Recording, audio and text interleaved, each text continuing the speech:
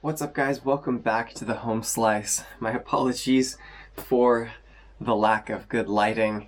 I've gotten up early in the morning to film a couple of extra videos, and it is winter in the southern hemisphere here, so it's dark outside and it's a bit cold even inside.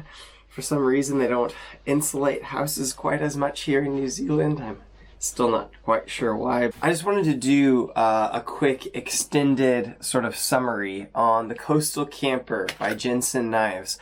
I have now used this a little bit more. I took this into the kitchen to cook some actual meals for a little while there. I was working in the kitchen on Mondays for my organization, and so I had the opportunity to make some meals for a large group of people. I broke down some of those thick cardboard boxes, like a double-walled box for carrying bananas, and I cut some of those up with it without resharpening. So it had been through the chopping test, 90 minutes of chopping, and it had been through smashing that pumpkin in the Combat Kitchen episode and all of the stuff that we cut up there. And then I cut up some cardboard boxes, and this steel Nitro V lasted pretty well in a cardboard cut. It's not like a high carbide steel. It's not like your Maximet and whatnot. And I wasn't sure what to expect with that. It doesn't cut like the extremely high alloy steels, of course, because it's not made for that.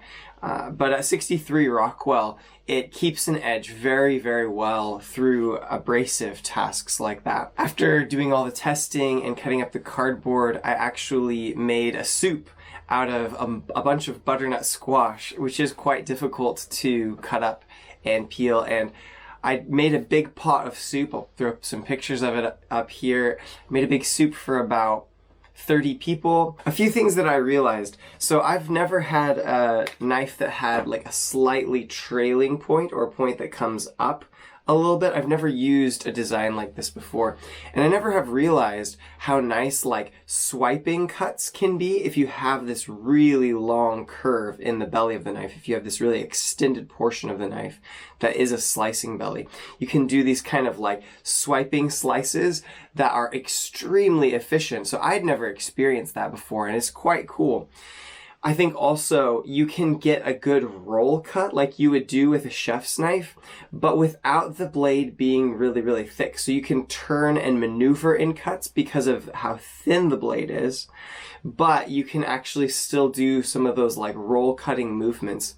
Also, it was nice because a chef knife will come down a bit to clear your fingers and get them out of the way. But because this curves so substantially, you can actually get really close down to the cutting board without smacking your fingers and still utilize a large portion of edge. I don't know if that makes sense, but that was really a pleasant surprise for me. One unpleasant surprise is that, and this is not a flaw in the knife, but it's actually just in my technique, is that certain things in the kitchen, I depend on the tip being somewhat rounded. And so I did this thing where I pressed it in and then roll cut on some of the butternut squash. And this point actually sticks up a little bit, and it poked into my hand, not enough to make it bleed, but I had this like alarm go off in my brain, like, oh no. So that's one thing that's just an interesting thing. If you're not used to this, you might have developed techniques for doing certain things that just don't work in the same way, which is really interesting. But overall, I had tons of fun with this, cooking up a huge pot of soup. After the soup and the cardboard and the testing, the edge was not quite as crisp as I kind of wanted it to be. And so I went back to a ceramic stone. I went back to sharpen it on the Falkneven CC4. This is a simple, small ceramic stone that I think has like a 600 grit side on one side and it's supposed to be a 0.1 micron ceramic on the other side. It's not quite that fine, it's not quite as fine as they advertise, but it's a good fine stone. I have some 0.5 micron diamond spray embedded in this leather, and so I just did a quick, literally just some edge leading strokes on the coarse side till I could feel that the edge had sort of come back. Probably like literally only 10 to 15 strokes on each side, 10 to 15 strokes on the fine side, and then 5 to 10 passes on this leather surface. And so just a very, very quick edge brush up. And Wade had actually asked me to do some more extended testing, which I will get to at some point, of how to best bring back the edge on a knife. And for the moment, my favorite method has been these ceramic stones. They can get an edge really, really keen and really, really crisp again with minimal effort, and they're easy to carry around. It's also one of the only options that I'm aware of that without a bunch of extra work, you can have a 3-step sharpening process. So you can go from coarse to fine to leather in a very quick succession. The Spyderco double stuff is excellent. It's a good one. The Falcon Even CC4 is a good one. I think the coarse stone is maybe better, or faster at least. The cutting speed is faster on the Falcon Even CC4. And I do like the leather actually that they have in the case a little bit better for stropping. But the Spyderco double stuff is a great option as well. After brushing up the edge, the next week I was cooking a meal that involved me chopping up about 30 chicken breasts and cooking them. I was making some teriyaki chicken. And what I found in dicing up these 30 chicken breasts is another pleasant surprise. Actually, no unpleasant surprises this time. But I also found that the upswept tip means that you can actually push the blade forward and then come back through a cut. And it actually cuts in both directions really, really efficiently, which is not always possible or not always the case with a spear point knife, which is what we usually have in the kitchen, or like a santoku. And so that was a really pleasant, there's a variety of movements that a trailing point or a slight trailing point blade can accomplish. And so overall, I'm really enjoying like adapting and learning how to use a new blade style. I'd say for the first 20 chicken breasts dicing up, I could just put this in after all of that beating on the edge and just a quick ceramic stone brush up. I could just pull this through, and in the first pull through, it would cut a clean line, probably for about 20 chicken breasts. So I'm very, very impressed with the edge retention of this 63 Rockwell Nitro V. You could just zip through it and it would cut incredibly clean lines, and then come back the other way and do some roll cuts or some back and forth cuts.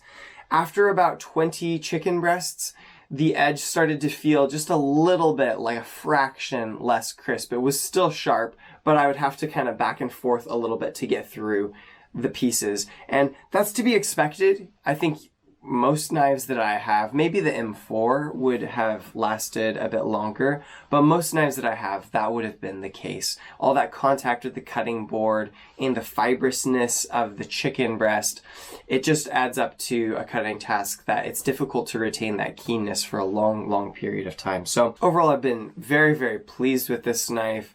I would definitely from this point forward endorse and enjoy a good, like, slight trailing point design. This coastal camper and the effort that's gone into tempering and the effort that's gone into geometry and how thin it is behind the edge and the balancing of those characteristics, the overall blade geometry of the design, the balance between toughness and edge retention, I would say this is among the most enjoyable knives I've ever had to use in the kitchen, which is really cool because it's such a hybrid. It's such an outdoorsy knife that you can also use for really practical stuff. So that's kind of my final extended summary on the Jensen Knives Coastal Camper. From here on out, I'm going to do some rope cut edge testing, just a few rope cut edge tests to try to determine which edge would be best for it. In the meantime, I'm about to have a baby, and this is actually going to just go on my belt, I think, for the first few weeks, because I'm going to be making lots of food for my kiddos. And I just want to enjoy this. I put a dual grit edge on it now. If you're watching this review and you're wondering where's all the action and where's all of the use, check out this video where I take the Coastal Camper out and pit it against a kukri and chop with each of them for 90 minutes, doing sharpness tests before and after. Peace out, guys.